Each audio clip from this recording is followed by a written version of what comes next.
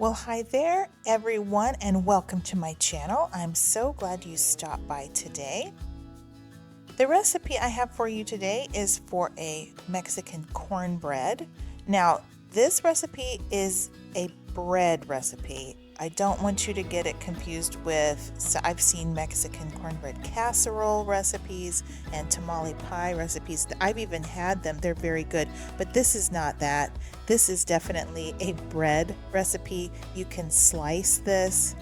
We serve it with a side salad. So anyway, this is cornbread.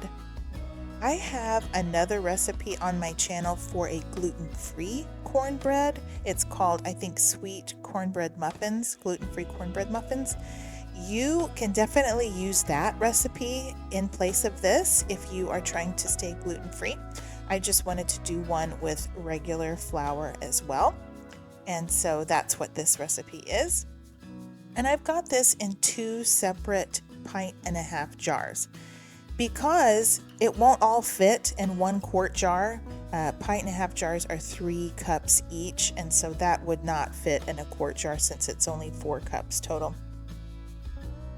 You also have to keep it separated because when you go to prepare it, your cornbread will be in one bowl and then your meat mixture will go into the other bowl.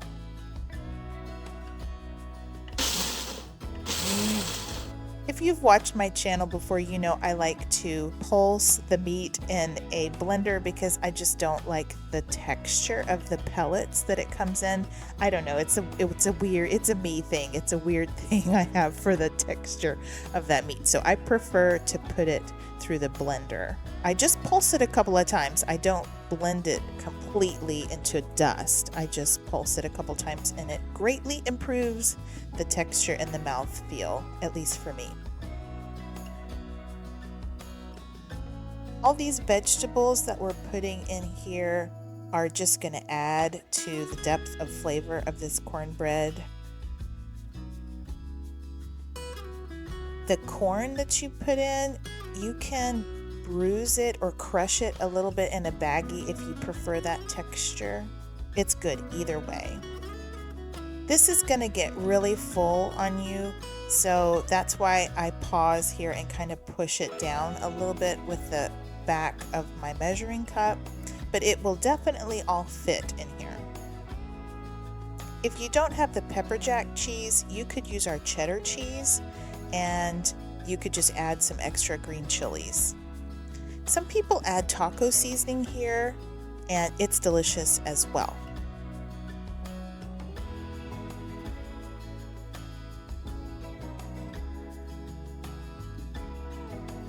These are a great gift. I have given these as gifts to people and it's kind of nice because they don't have to cook them right away. It will taste just as good today as it will next week, as it will next month, or even next year. So when you're ready to prepare this, like I said, you're going to need 2 bowls. I would put the cornbread in the larger bowl. It's very simple. You dump the ingredients into a bowl and then you add water. I did 1.5 cups of water into the cornbread mix and then 1.5 cups into the meat mixture. So that's a total of 3 cups of water. If you let them hydrate for a little bit, it will help the texture of your food. So if you'll remember, this is all freeze-dried. The meat mixture is all freeze-dried ingredients.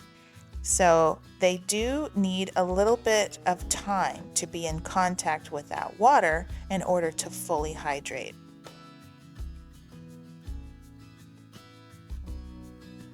So I'm putting 1.5 cups of water in the meat and vegetable mixture. And you'll be amazed. I'll show you what it looks like afterwards. But after you stir this really well and after everything has had a chance to be in contact with the water for a while, it really absorbs it and there's just not going to be any liquid left in the bottom of that bowl. You'll see. So while those are hydrating, you're going to take a 10-inch iron skillet and add 4 or 5 tablespoons of lard to it. Now you can use shortening, but I prefer lard. My mama cooked with lard. And you're gonna put that into your oven and then turn your oven onto 400. Now see, all of the water has been absorbed into the food. There's no water left at the bottom of that bowl. So that's what I wanted to show you. It really does help to let it sit for a bit. And then you'll just combine the meat and veg mixture in with the cornbread mixture. Give it a good stir, and then it will be ready to add to your skillet.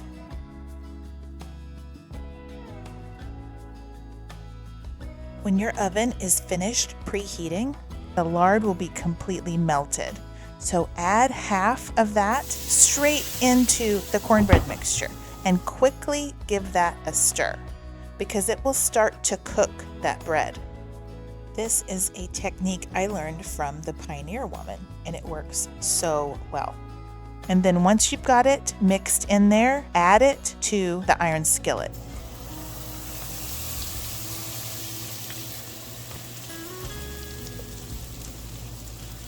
I think that sizzle is so satisfying. It begins to cook immediately. The edges and the bottom will begin to cook immediately, and that's going to give you amazing crust on your cornbread. You're going to bake this at 400 for 35 to 40 minutes. You want it really good and dark brown on the top, and the edges will seem like they're going to burn on you or turn black, but that is when it's ready. And I love to put butter on it because butter makes everything better.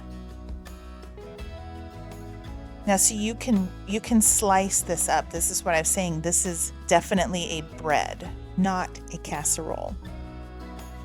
But just look at that. It's a beautiful thing. If you like cornbread, you will really love this recipe. It's so tasty. I think this would probably serve 5 or 6 people. It's a good hearty dish. We serve it with a side salad and maybe a dollop of sour cream and maybe some salsa. It's a very filling dish, and I think you will really like it. Well, thanks for joining me today.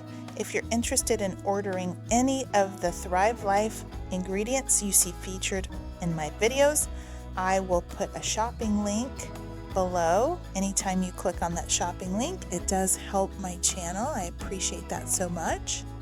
Thrive Life is currently available in the USA and in Canada, and the groceries will be delivered straight to your door. Until next time, y'all take care and keep thriving.